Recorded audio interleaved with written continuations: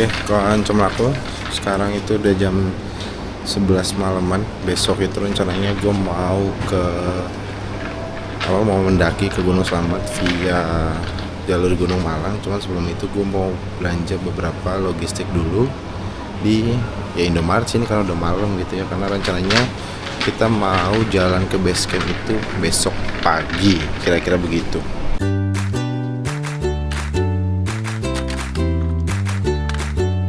Momen libur lebaran selalu gue nantikan, karena di waktu itu gue bisa mendaki dengan tenang, tanpa takut dihantui pekerjaan yang gak ada habisnya. Salah satu part yang selalu gue nantikan adalah belanja logistik, karena ada senangnya dan juga deg-degannya. Takut over budget ya kan, biar gak asal comot aja dan berujung budget membengkak. Wajib banget punya catatan barang yang mau dibeli. Kalau gue biasanya ngebagi jadi 3 kategori, yaitu kategori minuman, makanan berat, dan juga snack. Kalau lo gimana?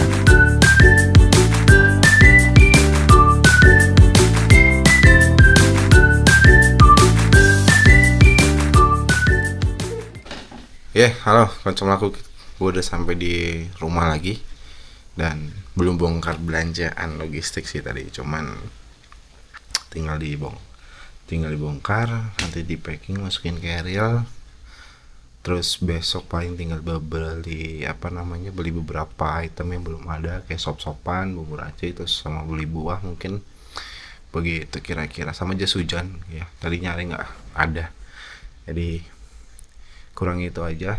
Sisanya sih udah oke. Nanti tinggal packing buat baju ganti, masukin ke carrier, udah selesai gitu. Jadi rencananya besok itu kita bakal jalan dari rumah ke base camp pendakian Gunung Slamet via Gunung Malang itu jam 6 atau setengah 7, jam 7 lah paling siang gitu. Karena ngejar biar bisa start trekkingnya itu sekitaran jam 9-an lah gitu. Jadi nanti rencananya kita bakal camp di pos 6 pendakian Gunung Slamet via Gunung Malang. Itu lembahan dan di situ ada mata air gitu. Jadi akan lebih memudahkan kita buat camping, buat masak-masak dan sebagainya macamnya. Targetnya sih sebenarnya kalau bisa sampai di pos 6-nya itu sebelum maghrib, sebelum malam. Ini kurang lebih kayak gitu. Nanti gue mau coba diajarin dulu logistik yang udah dibeli, baru kita packing ke carrier, begitu kira-kira.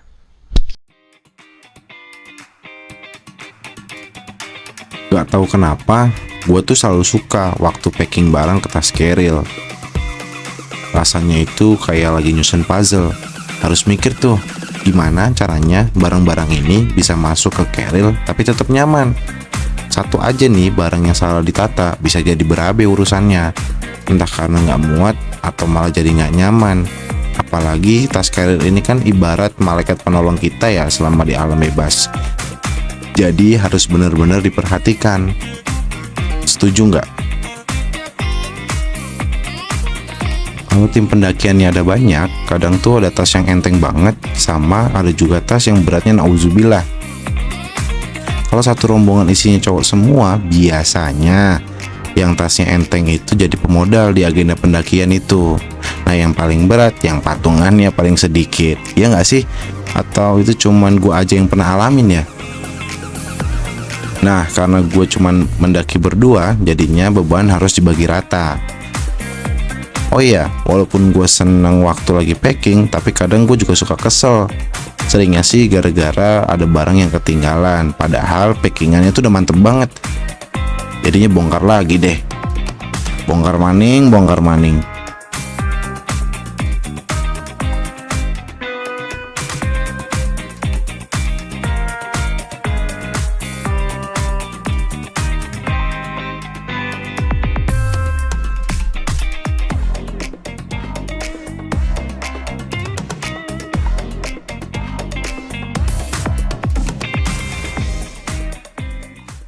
Oke, halo macam aku. Kita kesiangan.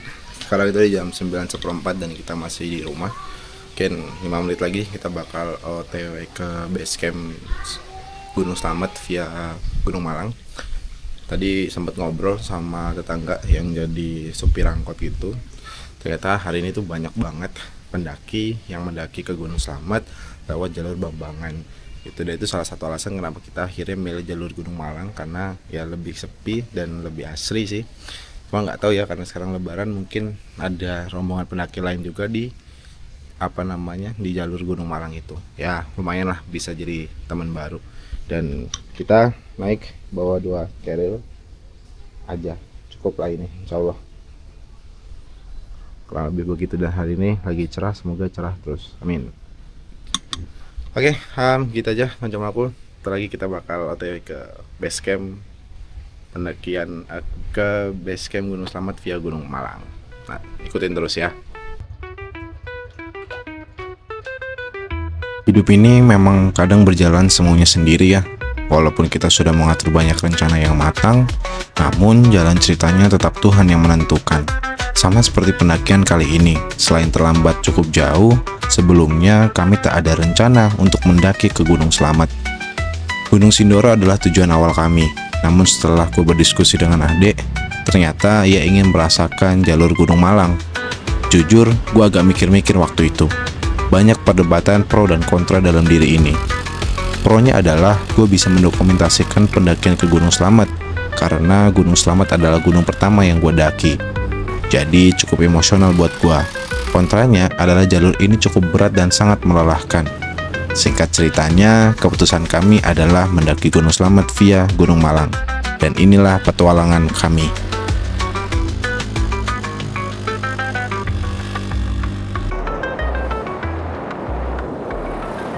Oke, halo Koncomlaku, kita udah sampai di base camp pendakian Gunung Slamet via Gunung Malang. Hari ini lumayan banyak yang naik.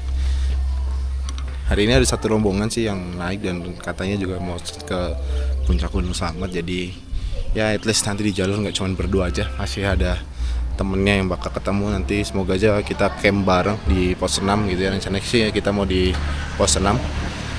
Sekarang itu di jam 11 kurang 20. Mungkin kita bakal start trekkingnya itu nanti di jam 11 siang lah begitu.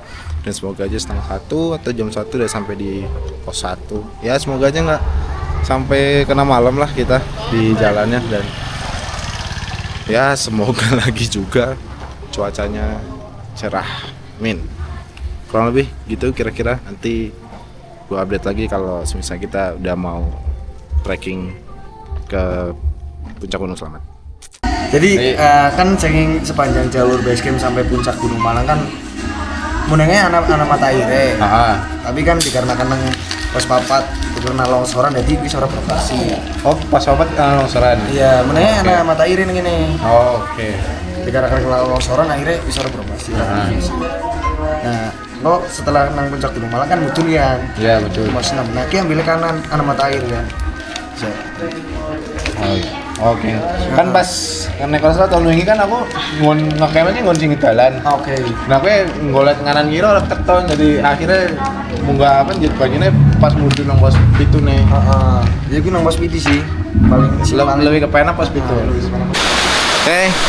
Salah satu resiko mendaki musim hujan, nge-trek musim hujan ya. Tiba-tiba hujan. Sekarang itu udah jam 11 siang dan tiba-tiba hujan besar.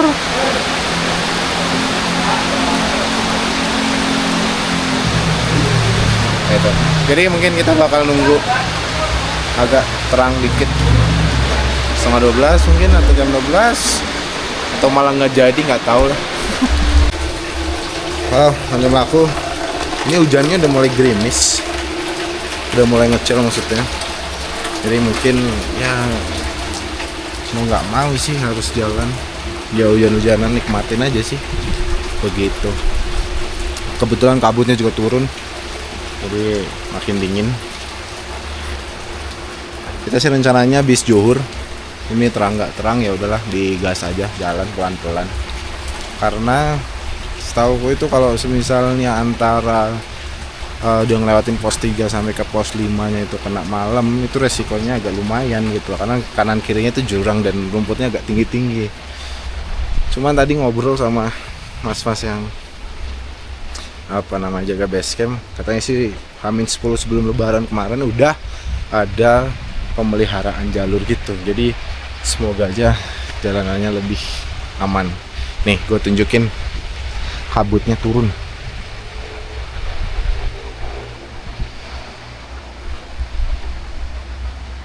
Nah ini parkiran, banyak motornya. Mantap, jadi mungkin sebentar lagi kita bakal jalan aja. Begitu kira-kira, dari awal udah pakai jas hujan. Pada akhirnya kami memutuskan untuk memulai perjalanan menggapai puncak Gunung Slamet di tengah guyuran hujan. Namun sebelum itu, kami mengisi perut yang sudah keloncongan dengan semangkuk bakso base camp. Cuaca yang sedang hujan ini pasti akan menambah rasa pada bakso yang kami konsumsi. Harganya juga terjangkau. 2 mangkuk bakso dan 1 teh manis cuman 34.000 kalau nggak salah ingat ya. Sehabis makan, kami mulai pemanasan untuk mempersiapkan otot-otot di tubuh. Pemanasan ini sangat penting dilakukan agar terhindar dari cedera parah. Karena waktu mendaki ke puncak Gunung Kuta beberapa bulan yang lalu, gua lupa untuk pemanasan terlebih dahulu. Pas naik sih aman-aman aja, cuman pas pulang, semua kaki gue itu kram, sakit yang bukan main. Oke, kencang aku, kita akhirnya start jalan, start trekking, pendakian dari base camp. Sekarang itu udah jam 1:05. Kita baru jalan karena lihat prediksi cuaca diguyur hujan terus, jadi ya udah kita jalan aja. Nah, buat besok summit atau enggaknya kondisional aja sih, lihat situasi badan kita berdua, semoga aja aman jadi bisa summit, kurang lebih kayak begitu. Selama gue mendaki, baru kali ini gue ditemenin hujan dari awal pendakian. Untungnya gue datang dengan persiapan yang matang, mulai dari perlengkapan hingga fisik. Urusan fisik gue yakin pasti lebih baik, karena tepat di bulan April, genap 1 tahun gue berhenti merokok. Selain berhenti merokok, gue juga cukup rutin berolahraga, apalagi pas awal-awal berhenti. Pengalihan gue buat berhenti ngerokok ya olahraga itu. Oke, konco aku, Purbalingga itu terkenal dengan agrowisata stroberi petik gitu. Jadi ini pohon tanaman-tanaman stroberi gitu. Itu ada beberapa yang matang. 2 kali gue mendaki via jalur Gunung Malang ini, rasanya begitu berat.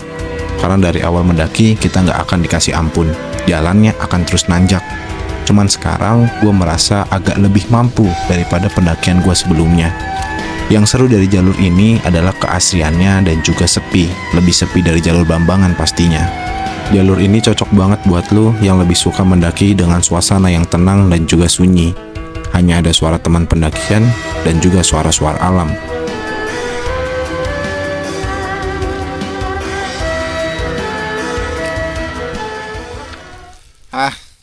Sudah setengah 25 menit jalan. Kalau berdasarkan pengalaman sih, habis ini kita masuk ke hutan pinus. Dari hutan pinus nanti ke Pondok Ilalang. Selesai Pondok Ilalang, pos 1 ada gantung. Lumayan, full kena hujan, kabut, mantap.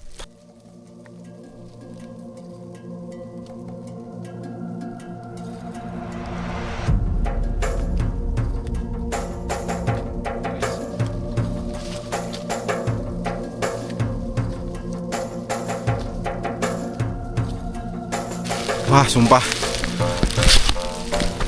kalau daki pas musim hujan gini tuh kita perangnya sama otak sendiri. Karena pertama, badannya jadi lebih capek karena baju tas yang kita bawa kan basah, otomatis bebannya nambah. Terus treknya juga berlumpur, jadi makin berat gitu. Jadi kalau mendaki di musim atau cuaca kayak gini itu mental, mindset juga.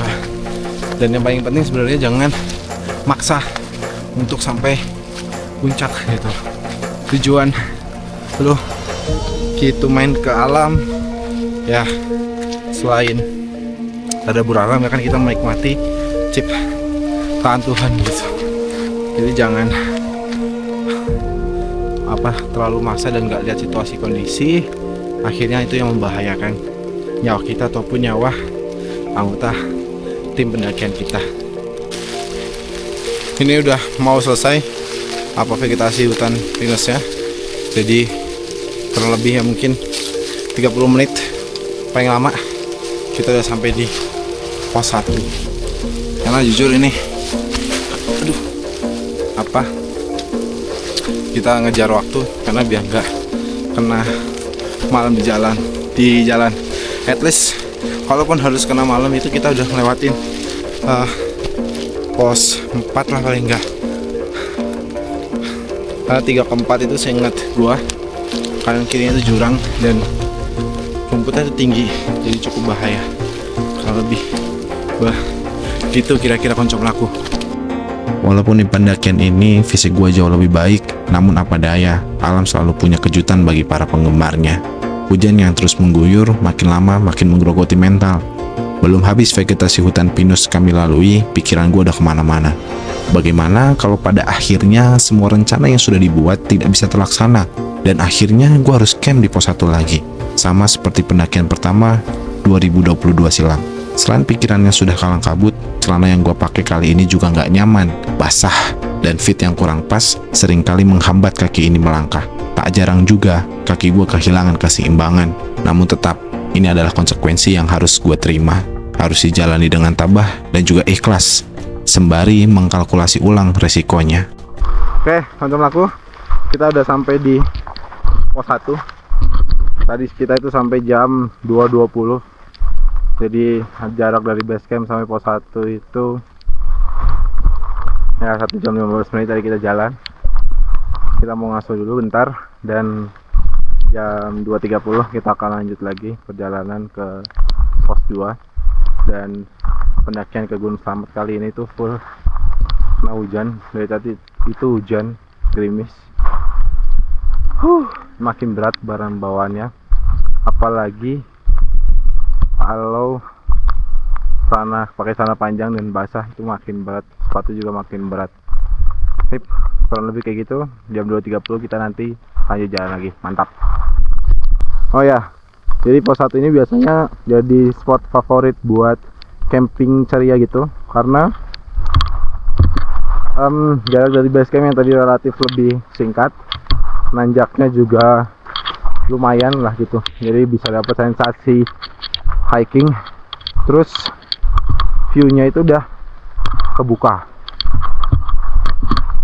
Nah, kurang lebih kayak gini.